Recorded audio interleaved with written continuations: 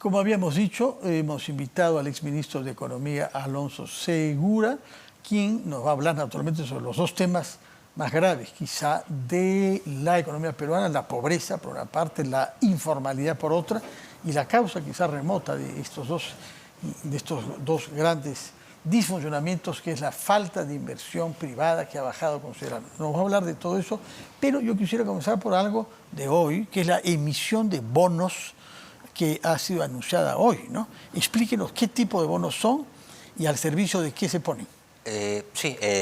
Básicamente el gobierno peruano ha hecho una emisión de bonos internacional en soles por 9.000, un poco más de 9.000 millones de soles, ¿no? 9.000 millones de soles. Sí, es una emisión grande. Hace un par de años que no salíamos con una emisión grande. Eso, evidentemente, bueno, tiene dos motivos, ¿no? Uno, financiar el déficit fiscal, el diferencial entre gastos e ingresos.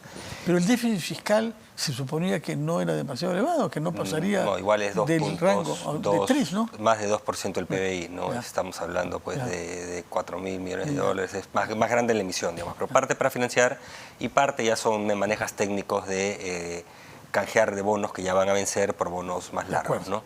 Entonces es parte de la política de manejo de activos y pasivos del gobierno, y digamos la novedad es que han emitido un bono sostenible. Estos bonos sostenibles son una clase de bonos cuyos usos se destinan básicamente a medio ambiente y a ciertos fines sociales, ¿no? Entonces esos recursos van a ir a esos fines, ¿no?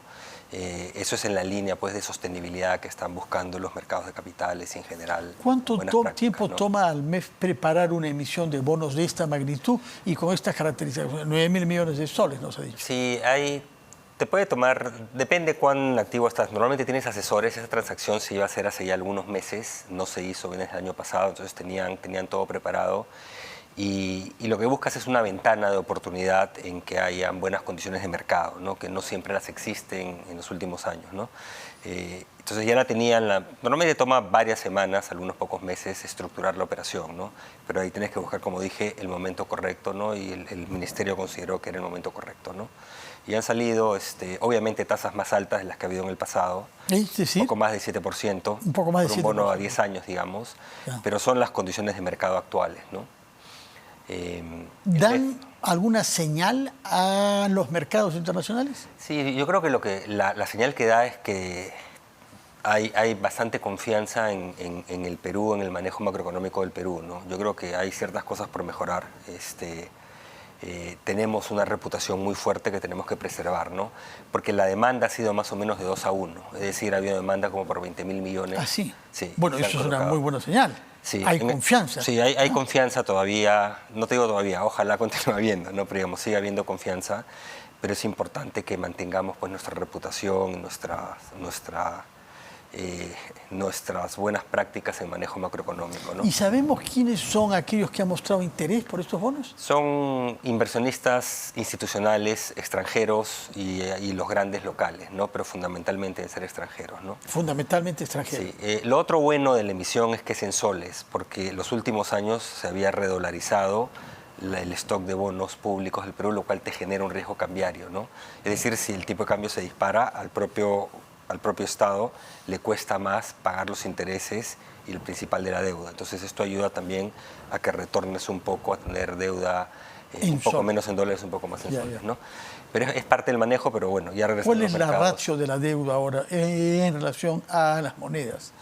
¿Qué porcentajes en dólares? Más de la mitad es dólares. Ya. Más de la mitad es dólares. Pero se ha reducido con estos 9.000 millones. ¿no? Se ha reducido, sí. Esto va a ayudar. Es un proceso, ¿no? Pero va a ayudar. Ya. Entonces, bien. Ahora lo importante es que usen los recursos bien. Dos temas que no tienen que ver con la emisión es hay que ser prudentes en el manejo de la política fiscal, ¿no? Se han anunciado distintos programas con punche 1, con punche 2, con punche emergencia, ya no sé con cuántos punches. Hay que tener cuidado con las prioridades de gasto porque los recursos no son infinitos. ¿Cuál es el monto que se ha destinado para estos dos punches? Son varios. El último ha sido más de 8.000 millones de soles. No, 6.000 el menos último. Que esta emisión. Menos que esta el segundo, 50% menos que esta emisión de hoy. Pero el segundo es como 5.000, el otro 5.000 y pico, el anterior fue, me parece, como 8.000, 9.000. De hecho, el último no está incluido en el informe oficial de proyecciones macrofiscales del gobierno. Se llama IAPM, el equivalente a un marco macroeconómico multianual, ¿no? Y se estaban haciendo en paralelo. Eso tampoco es una buena práctica, que esté sacando tu informe de proyecciones, el informe oficial, y estés al mismo tiempo metiendo más gasto público y anunciándolo unos días después, ¿no? Porque, bueno, eso no es transparente. Ahora, ¿no? Pero digamos, sí, eso lo vamos a hablar en otra ocasión. Creo es que una crítica importante de todas maneras. Ahora, usted nos ha dicho que la confianza, que la compra de estos bonos, y ha habido el doble de interés del monto que se ha emitido, se debe sobre todo a la confianza de la solidez de nuestra macroeconomía. Y usted acotó, sin embargo, hay algunas cosas que pueden mejorarse. Sí, claro. ¿Cuáles son las cosas que políticas macroeconómicas debemos mejorar? Lo que pasa, más allá de las políticas, porque el dato lo otro es que la inversión privada está cayendo. Entonces uno puede decir, pero ¿cómo hay confianza si las expectativas empresariales están en terreno, digamos, de contracción, de pesimismo durante ya 25 meses o más, ya perdí la cuenta, y la inversión privada viene en caída, ¿no? Y es que es distinto perfil de inversionista. El inversionista que compra un bono público es un inversionista de portafolio, ¿no? Que le gusta el riesgo Perú, porque ese riesgo Perú no se va a deteriorar en muchos años, es una inversión segura. El que viene e invierte su plata, sea el nacional o el extranjero, invierte porque ve una oportunidad de negocio, ve una oportunidad de crecimiento, ve una oportunidad de, digamos, de estabilidad a largo plazo. Si yo pierdo confianza en el país mañana, vendo el bono. Pero si yo puse mi plata en no puede decirse así el nomás. sector real, no va a poder así nomás, ¿no? Entonces es distinto. Y esa parte de la confianza es la que viene bastante débil ya durante un periodo largo. Empieza durante el periodo electoral último 21, y fundamentalmente pues, con la probabilidad de que triunfe el gobierno de Castillo y después durante esa gestión de gobierno, pero no se ha podido recuperar significativamente, ¿no? Ya en varios meses de gobierno hubo protestas, pero ya después de las protestas tampoco se ha habido una recuperación significativa, ¿no? Entonces ahí tenemos un problema, porque eso significa menor inversión privada. El primer trimestre del 2023 cayó doble dígito, 12 y pico %. ¿Qué sectores son los que más cayeron? Porque, ¿cómo explicar que en los últimos 6 meses, que es lo que viene durando el gobierno actual, el 6 de junio cumpliremos 6 meses, ¿no? No se haya podido recuperar esa pérdida de la confianza por parte de los inversionistas que usted remonta hasta hace 2 años, ¿no? Sí, lo que pasa es que hay varias cosas, ¿no? Lo primero es incertidumbre política, ¿no? Electoral. Va a haber elecciones, no va a haber elecciones, etc. Después, inicio del gobierno, contaminación por todas las protestas y si van a continuar. Entonces, yo creo que es un poco todo eso y el tema de que también tenemos pues indicadores económicos de coyuntura que son débiles, ¿no? Crecimiento bajo, inflación alta, entonces ese no es un buen contexto para la inversión, ¿no? Entonces una mezcla de factores, ¿no? No todo o mucho no es necesariamente responsabilidad del gobierno. Hay una buena parte que es Congreso y simplemente contexto, ¿no? Se necesita claridad para tomar una decisión de inversión real, de decir, invierto en el país para los próximos 30 años, se tiene que tener esa claridad que hoy día lamentablemente no existe, ¿no? Ahora, sectores distintos. Minero es el que más cae, porque pese a que los precios internacionales del cobre son muy buenos, por ejemplo, terminó el proyecto de Quellaveco y no hay proyecto de sustitución, porque no están caminando. Y ahí responden a una situación un poquito más larga, digamos, de conflictividad social, de oposición a minería, de no poder resolver estos problemas. Entonces, debería haber un portafolio importante de proyectos mineros que camine y no está caminando, ¿no? Pero en general, digamos, no se limita al sector minero, es la caída más fuerte, es multisectorial, digamos.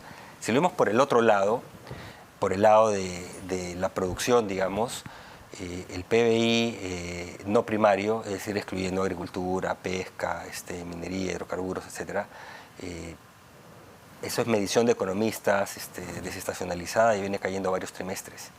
Es decir, tu PBI, que todavía crece, está creciendo porque hay producción minera, que Quellaveco está básicamente sosteniendo los números en azul en este momento. Esa es la verdad. Bueno, y Bambas, ¿no? Y el corredor minero. Y Bambas, sí. Exacto, y algo de los proyectos de Southern, porque hubo fuertes paralizaciones hace un año, entonces ahora estadísticamente tu base de comparación es más baja y está entrando en producción ya, digamos, Quellaveco que hace un año no existía. Entonces, esos números están inflando el PBI, pero si uno lo ve como PBI no primario, el resto de sectores, la actividad económica está muy débil, ¿no? Entonces, sí es una situación, digamos, por lo menos de preocupación, ¿no? ¿Esto en qué repercute? En lo que hemos venido conversando la vez pasada, ¿no? Los ingresos de la población, o sea, empleo, generación de empleo débil, sobre todo empleo de calidad débil, ¿no? Lo que crece es subempleo.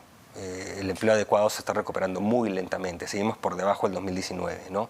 O el empleo formal, si usamos data de, digamos, encuestas de hogares, por debajo del... Mejoró un poco el 21 y volvió a caer el 22. No, ha seguido mejorando, pero muy lentamente, cada vez más lentamente. Entonces, si uno ve las cifras del empleo, uno dice, bueno, el empleo ha subido con respecto al 2019. Dices, sí ha subido, pero es prácticamente todos, es más que esa subida es su empleo, es empleo en que los hogares no pueden cubrir la canasta básica, ¿no?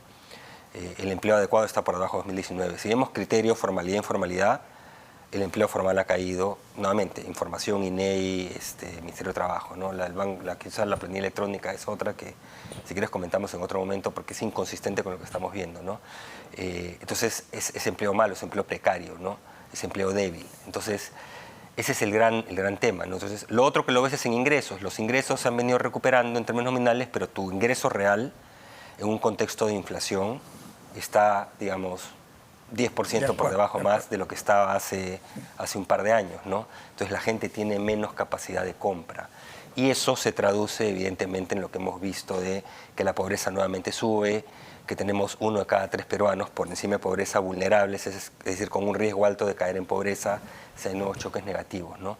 Entonces la economía está moviéndose de manera muy, muy débil, muy lenta, ¿no? Y no hay manera de mejorar eso si no es alimentando el crecimiento económico. Sí, o sea, al final el crecimiento no lo es todo, pero lo es bastante. O sea, tienes que tener una buena política social. Cuando impacta la pandemia y la etapa de pandemia, lo que se anticipaba era que lo que iba a aumentar era pobreza urbana, además por temas migratorios, sí, etc. ¿Qué es lo que sucedió, no? Y la política social de Perú estuvo muy bien diseñada para el problema que hubo en ese momento cuando se diseña la política, que era pobreza rural muy, muy alta, y entonces los programas van más destinados a reducir esa pobreza rural. Hoy día la pobreza rural sigue siendo más alta que la urbana, es 40 a 24 más o menos, ¿no? % O sea, 4 de cada 10 peruanos en zona rural son pobres, 1 de cada 4 hoy día en zonas urbanas son pobres. Pero ese 1 de cada 4 antes era 1 de cada 8, digamos, grosso modo, ¿no? Sí. Entonces no era un problema tan relevante, ahora lo es. La pobreza rural sigue más o menos al mismo nivel, no es que no sea un problema, pero no es que se ha disparado, lo que se ha disparado es la pobreza urbana. Y para eso tenías también como mitigante que diseñar política social y políticas de apoyo que lleguen hacia zonas periurbanas y zonas urbanas de manera más selectiva. ¿Y qué políticas, por ejemplo? Porque justamente usted mencionaba que los programas sociales del MIDI estaban orientados al mundo rural. Sí. Ahí lo que tenías que ver es cómo, por ejemplo, en un distrito pobre, tú dices, es un distrito pobre, casi todos son pobres, tengo pocas filtraciones, puedo llegar a gran parte del distrito. En un conurbano tienes que distinguir el pobre en lo pobre, que es más complicado, ¿no? Entonces tenías que hacer empadronamientos para identificar dónde están los nuevos pobres en zonas urbanas para poder llegar con algún tipo de programa de ayuda, ¿no? Eso lo han anunciado ahora en Compunche 2, algunas medidas o programas de empleo temporal, etcétera. En zonas urbanas, en la época, bueno, todavía los precios siguen, la inflación sigue relativamente bastante alta, en realidad no ha caído. Apoyo a comedores populares, es decir, hay varias medidas que podrías adoptar que de alguna manera han demorado. Se hablaba en el bloque previo, tuviste la pandemia para, por ejemplo, construir colegios. También tuviste toda la pandemia, etapa posterior, para hacer empadronamiento, identificar dónde están los nuevos pobres, ¿no? Y ir diseñando los programas. Y yo no soy experto en diseño de programas de pobreza en zonas urbanas, pero, digamos, algunas de las cosas que te menciono se usan en otros lados, ¿no? Pero el tema es, si tú no tienes los padrones, no puedes llegar, pues. Es más difícil llegar, ¿no? Algunos programas pueden funcionar como comedores populares, los pones y irán los nuevos pobres, ¿no? Pero en otros tienes que llegar directo a esos por algún mecanismo, billetera electrónica, cuenta de la vacunación, etcétera, y tratar de reducir filtraciones. Programas de empleo temporal bien diseñados, ¿no? Dicho esto, esos son paliativos, ¿no? Lo que necesitas es más oportunidades de empleo, más oportunidades de generar ingreso, y eso se da con más inversión privada y mayor crecimiento, ¿no? Y lamentablemente no hay una varita mágica para eso, ¿no?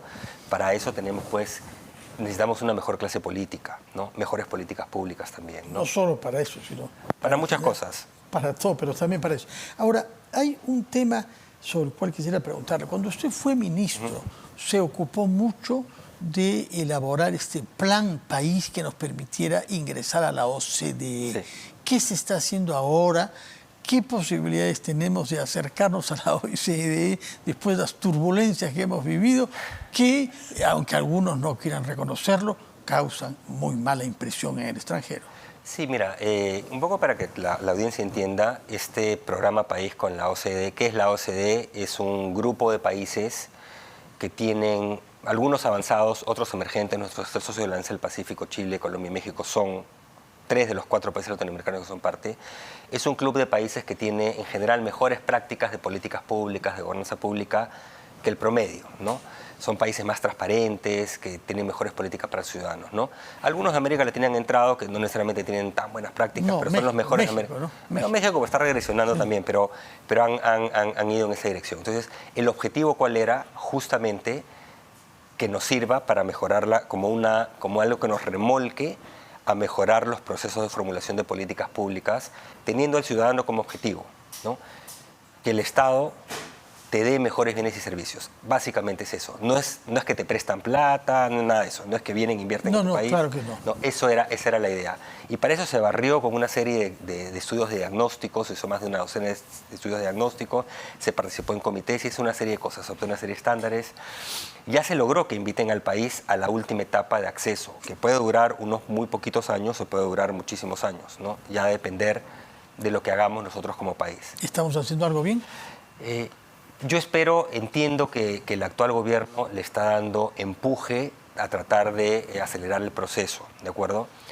Ciertamente, por lo menos durante el gobierno del Castillo, teníamos 0 chance. La invitación llega por lo que se había hecho antes, ¿no? Pero realmente necesitas cumplir con estándares que ellos te exigen. Con llámale como quieras,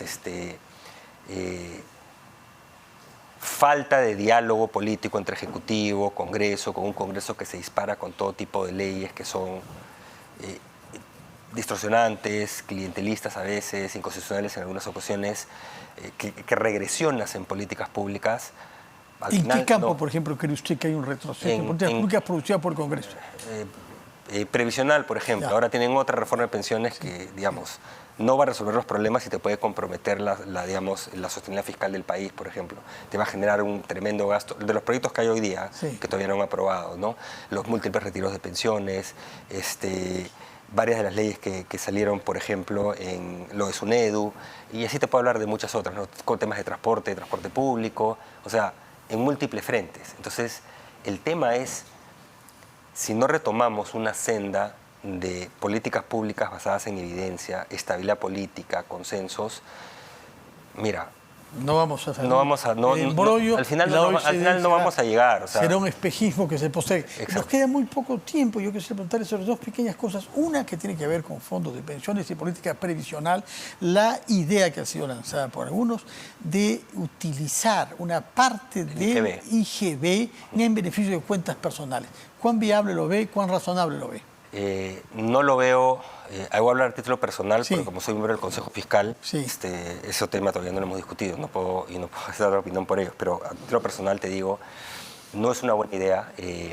Primero es una idea que no está realmente, no tiene validez internacional, ¿okay? Es cierto que hay una alta informalidad en Perú, pero lo que están haciendo es comprometer una parte importante de los ingresos públicos que son bajos, sacrificándolos para forzar la generación de pensiones en un país muy informal. Entonces, ese no es una buena práctica y, como dije, no es una práctica que esté validada, que funcione, ¿de acuerdo? Hay otras maneras de hacer la reforma de pensiones y que además se midan los costos que vamos a pagar todos los peruanos. Porque lo invitaremos para que nos explique esas otras maneras. Que son pilares y podemos hacer combinaciones de sistema privado, público. Hay distintas alternativas, pero el tema es, en el IGB te genera distorsiones tributarias, te cuesta un montón de plata y no tienes la seguridad de que no haya mucha filtración, etcétera, que sea sostenible, ¿no? El último tema tiene que ver con el mercado laboral, porque usted se comprometió con una ley, la última me parece que ha habido, con una reforma para promover el empleo juvenil, con cierta flexibilización. Después de eso, que fracasó, y en su momento no se ha intentado nada semejante. ¿Le parece más urgente que nunca? No solo para jóvenes ahora, sino en general, porque se ha retrocedido. Ahora, digamos, solo te voy a corregir un poquito, no es que fracasó, el Congreso la derivó por marchas. Fracasó en el sentido de que y eso fue una emboscada política. Pero eso es una forma de fracaso también. Pues, te lo pongo, de la clase política Sí, nuevamente. bueno, sí, pero en fin, la reforma no se llevó a cabo. Sí. Sí, claro. O sea, nuevamente gracias Congresos, gracias fuerzas políticas, ¿no? Te lo pongo de esta manera. El desempleo en jóvenes es muchísimo más alto que la informalidad en Y jóvenes. más grave, ¿no? Más Porque alta. desorienta una vida. La pobreza en jóvenes, es 50% más que digamos, en el resto de que hay la población necesidad de hacer la algo, hay. media.